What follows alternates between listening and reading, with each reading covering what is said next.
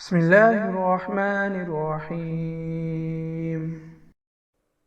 ماہ رمضان المبارک اور اس کی فضیلت۔ رمضان میں عبادت، سخاوت اور نیک اعمال کی فضیلت۔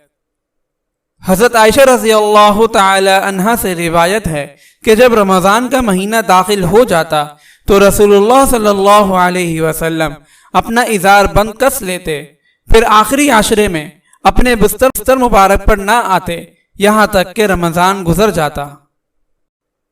حضرت ابن عباس رضی اللہ تعالی عنہما کی ایک روایت میں ہے کہ رسول اللہ صلی اللہ علیہ وسلم سب سے زیادہ سخی تھے، اور رمضان المبارک میں جب جبرائیل علیہ السلام آپ سے ملاقات کرتے تھے تو آپ بہت زیادہ سخی اور فیاض ہو جاتے تھے، اور جبرائیل آپ سے رمضان کی ہر رات میں ملاقات کرتے تھے، اور وہ نبی صلی اللہ علیہ وسلم سے قرآن مجید کا دور کرتے تھے تو آپ صلی اللہ علیہ وسلم بھلائی اور خیر کے کاموں میں تیز ہوا سے بھی زیادہ فیاضی اور سخاوت فرماتے تھے۔